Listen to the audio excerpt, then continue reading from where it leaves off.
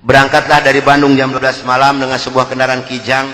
Yang pegang sendiri sebelah kanan saya adalah Dr. Cornelis.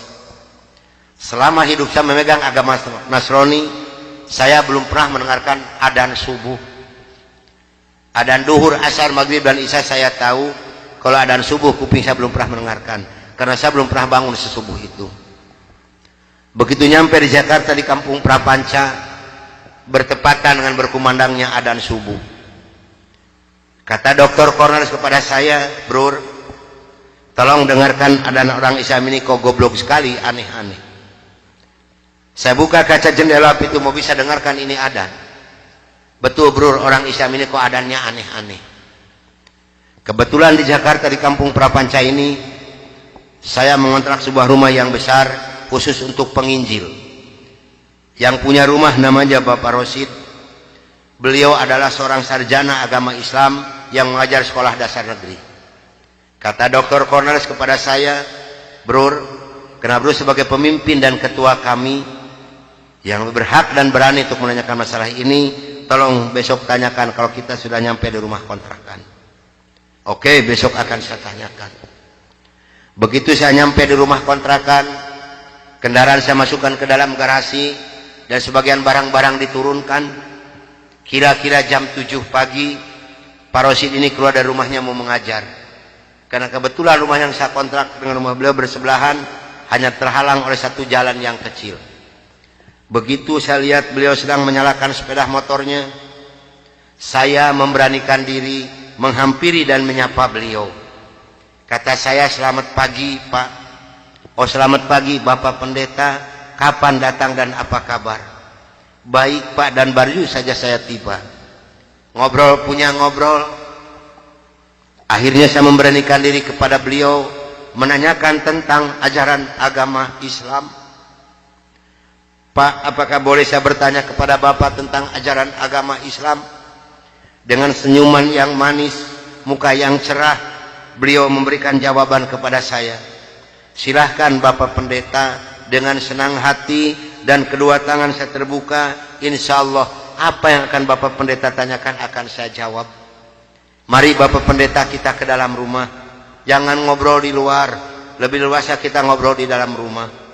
Saya dibawa masuk ke dalam rumah beliau, sehingga beliau ini berani mengorbankan tugas negaranya, tidak jadi mengajar karena ngobrol dengan saya sampai jam 3 sore. Yang pertama sekali saya tanyakan kepada beliau adalah tentang azan. "Pak, kenapa orang Islam ini kok adzannya aneh-aneh?" "Aneh-aneh bagaimana Bapak Pendeta?" Tadi begitu saya masuk sini, terdengarlah suara adzan yang asing di kuping saya. Ada kata-kata aso. Aso apalah saya tidak tahu Pak. "Oh betul Bapak Pendeta, itu adzan subuh pakai as-sholatu khairum minan naum."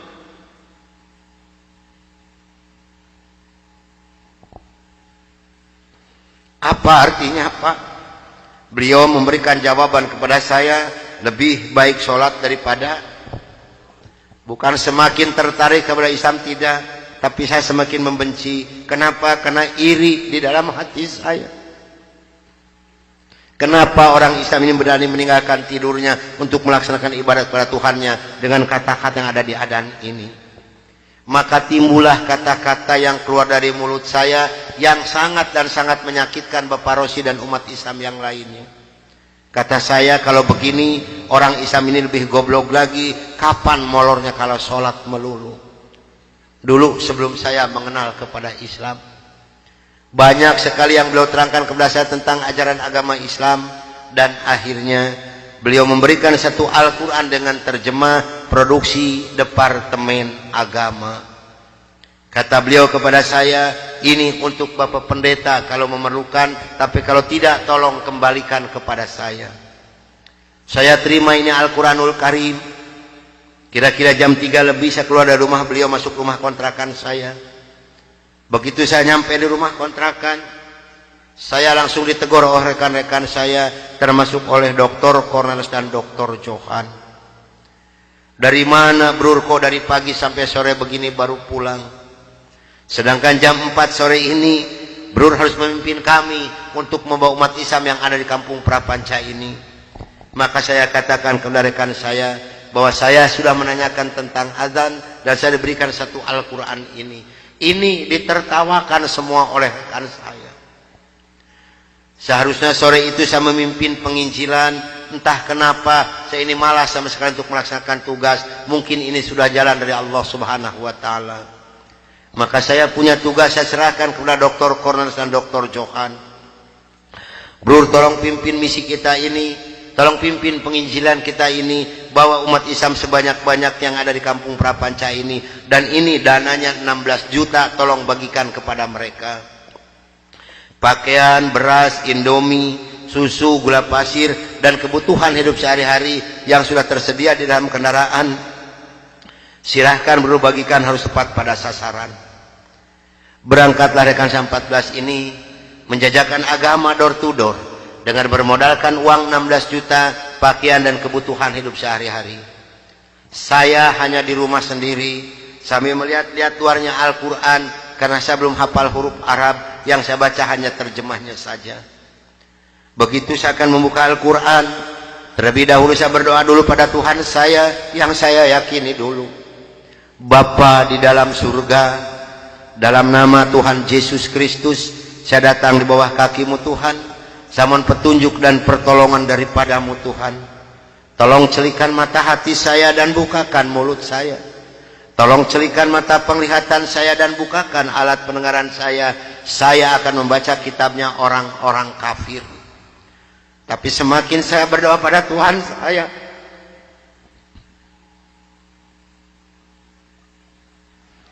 semakin terbukalah dalam Al-Quran ini. Ini suatu keanehan yang nyata di dalam kehidupan saya. Karena saya bingung membuka Al-Quran ini dari mana pertamanya. Begitu saya membuka Al-Quran, langsung surat Ali Imran.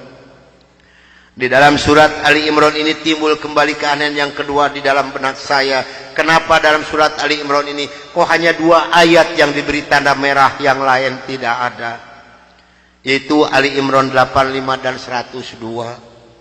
Ini kalau ibu dan bapak percaya pada iman saya, selama 3 bulan kurang lebih saya tidak pernah merasakan tidur. Hanya membolak-balik membaca arti daripada 2 ayat ini saja. Disitulah taufik dan hidayah masuk pada diri saya.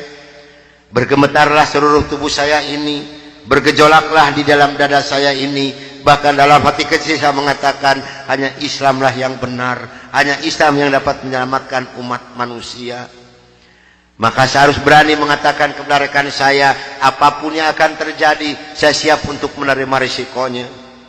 Atas bimbingan dan pelajaran dari Bapak Rosid, atas petunjuk dan petuah dari Bapak Rosid, saya memberanikan diri menghampiri rekan 14 yang sedang mengadakan kebaktian doa. Saya katakan kepada rekan saya bahwa mulai hari ini, jam ini, menit ini, saya akan mengundurkan diri dari penginjilan. Saya akan menyerahkan sebagai ketua misionaris pada Anda semua, karena saya hari ini akan mencari agama yang baru, itu agama Islam. Karena hanya Islam yang benar, hanya Islam yang dapat menyelamatkan umat manusia. Agama yang kita pegang sama-sama tidak bisa menyelamatkan kita semua. Namun apa daya yang saya terima dari mereka, maaf, saya bukan mau dikasihan oleh ibu dan bapak, tidak. Yang mengasihani saya adalah Allah Subhanahu wa taala. Saya bukan seorang tentara, saya bukan seorang polisi, tapi merasakan panasnya peluru di kaki kiri saya dan di dada sebelah kanan saya ini. Besi yang lebarnya 6 cm yang dibakar merah membara, yang dipukulkan ke pipi saya tahan dengan tangan kiri saya. Demi Allah, besi panas nempellah di tangan kiri saya. Lalu saya ditengkurapkan, kepala saya diinjak oleh 3 orang. Tangan saya, kaki saya kiri kanan dipegang dan diikat oleh mereka. Lalu punggung saya dipukuli oleh Dr. Johan pakai kursi rotan. 13 tulang punggungnya patah untuk mengenal Islam. Kalau menurut logika manusia, saya ini harus sudah meninggal dunia. Tapi Allah Maha di atas Maha Allah memberi rencana lain untuk saya. Atas izin dan karunia Allah yang diberikan kepada saya bisa lolos dari pembunuhan rekan-rekan saya.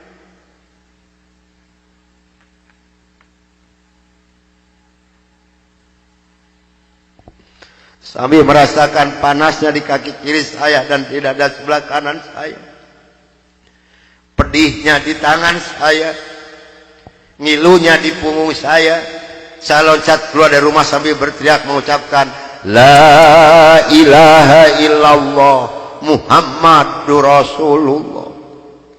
Padahal ini asing di mulut saya. Belum pernah ada seorang pun yang mengajarkan kalimat thayyibah di dalam mulut saya ini. Belum pernah sekalipun saya belajar kalimat thayyibah di dalam mulut saya ini. Ini maunah yang pertama Allah berikan melalui mulut saya. Dan alhamdulillah saya mendapatkan pertolongan dari seorang cim-cim yang beragama Buddha. Saya dibawa masuk ke dalam rumah beliau. Lalu baju saya digunting jadi satu dengan kulit. Lalu yang bekas luka besi panas dari kocrotin pakai kecap oleh beliau. Kaki saya ditahan pakai kayu bekas pegangan sapu, diikat pakai benang rapia. Punggung saya diikat pakai samping. Lantas saya dibawa beliau ke rumah sakit Fatmawati. Selama 3 bulan 27 hari saya berbaring di dalam rumah sakit, merasakan hancurnya tubuh saya ini, pengen mengenal Islam. Dan alhamdulillah setelah Allah memberikan kesembuhan kepada saya, beliau pula lah yang membiayai saya. Sehingga saya kembali memohon pertolongan kepada Cim ini. Cim, tolong saya, bawa saya kemana saya harus pergi, karena saya pengen memeluk agama Islam. Dan alhamdulillah saya dibawa oleh beliau ke Cipete, ke Bapak Kiai Haji Dr.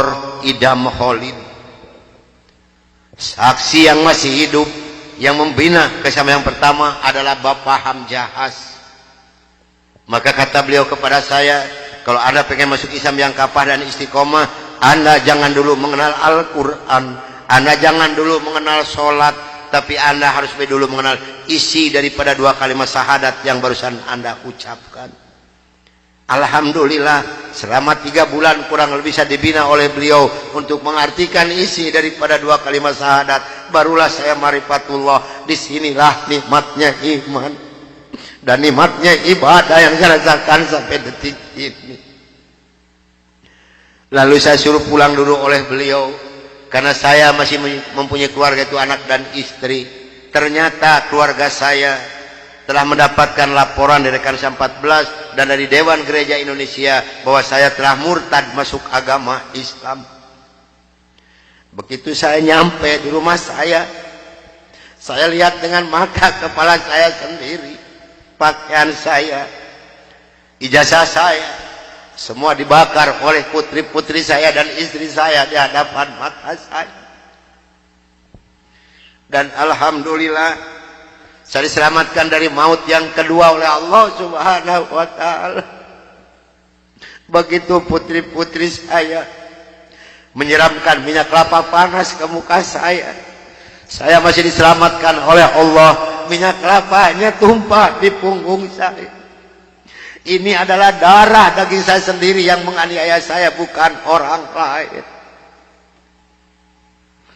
Lalu kepala saya dilempar pakai cobek, dipukuli pakai setik-kasti, sampai saya diusir caci maki dengan kata-kata yang sangat keji yang keluar dari mulut darah daging saya sendiri. Nyah, engkau di hadapanku anjing, setan, babi, iblis, jangan menginjak rumah ini, haram rumah ini kau diinjak oleh setan dan iblis macam kau. Ini adalah darah daging saya sendiri, bukan orang lain. Dan alhamdulillah begitu saya meninggalkan rumah tangga saya, hanya pakai pakaian satu setel yang nempel di badan saya yang penuh dengan minyak kelapa panas. Harta kekayaan berlimpah luah demi Allah tidak saya bawa serupiah pun, karena saya pengen masuk Islam yang kafah dan istiqomah. Saya harus samina wa atona. Jangankan harta kekayaan yang berlimpah luah, putri-putri saya pun yang 3 saya putuskan. Mulai detik ini Anda bukan darah daging saya bukan bapak Anda, dan Anda bukan putri-putri saya. Titik sampai di sini. Jangan ada lagi pertalian darah antara Anda dengan saya. Kenapa saya putuskan kepada putri-putri saya yang 3? Karena saya takut besok atau lusa saya meninggal dunia, bagaimana tanggung jawab saya di hadapan Allah Subhanahu wa taala. Maka alhamdulillah sudah hampir 22 tahun lebih ini saya belum pernah dipertemukan dengan batang hidungnya. Namun alhamdulillah, biarpun putri-putri saya tidak yang ikut satupun, Allah telah memberikan kebahagiaan kepada saya pada saat sekarang ini. Kebahagiaan yang Allah berikan kepada saya tidak bisa ditukar dengan suatu apapun yang ada di dunia ini. Sekalipun emas berlian sebesar gunung tidak mungkin bisa menukarkan kebahagiaan yang Allah berikan kepada saya. Kenapa? Karena rekan saya yang 14 yang dulu menganiaya saya, yang dulu membunuh saya, alhamdulillah sekarang sudah masuk Islam semua. Sekarang sedang jihad fisabilillah, sedang membela agama Allah, yaitu syiar agama Islam di daerah-daerah Nasrani. Itu yang pertama di Papua Barat, di Manokwari. Yang kedua di NTT, Kampung Kalabai, Kabupaten Alor. Yang ketiga di Kalimantan Tengah, di Sampit. Saya mohon bantuan doa dari ibu dan bapak yang hadir malam ini, agar saya dan rekan saya diberikan kekuatan oleh Allah Subhanahu wa taala. Kalau ibu dan bapak pengen tahu dakwah Islam daerah Nasrani, demi Allah ini tantangannya adalah nyawa. Saya pun di Manokwari sedang menanak nasi, Pak, Bu. Kalau Allah sudah mengizinkan saya harus meninggal, saya dipanah, ini kenal kemaluan saya. Allah belum menghendaki saya untuk meninggal, hanya 3 cm jaraknya di panah.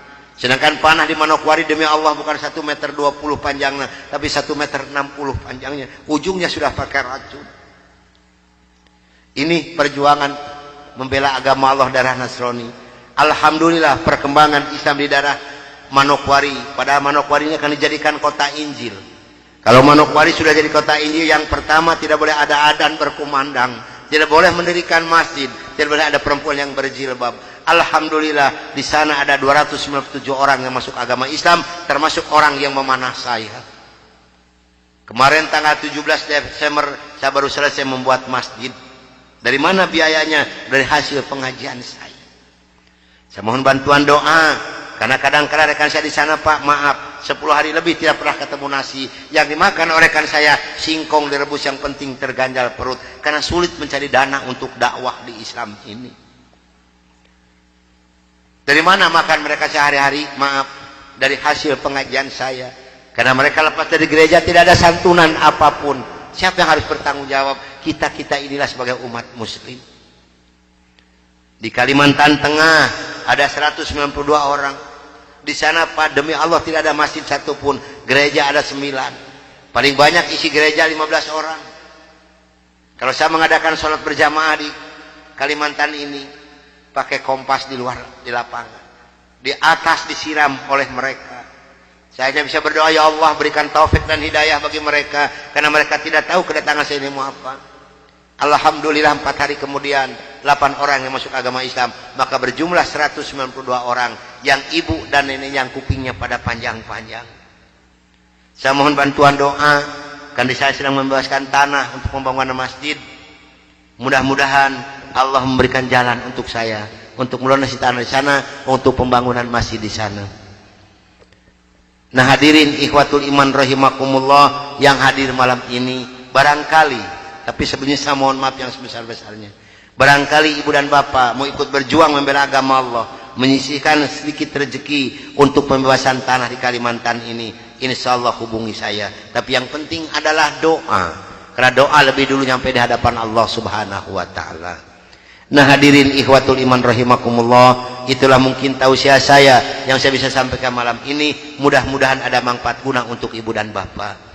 Dan mudah-mudahan yang hadir malam ini kelak di yaumul qiyamah mendapatkan syafaatul ujma dari Kangjeng Nabi besar Muhammad Rasulullah sallallahu alaihi wasallam. Dan mudah-mudahan kita dipertemukan Allah bukan hanya sampai di sini saja, tapi sampai yaumul jaza kita dipertemukan kembali oleh Allah Subhanahu wa taala. Akhirul kalam wabillahi taufiq wal hidayah. Wassalamualaikum warahmatullahi wabarakatuh.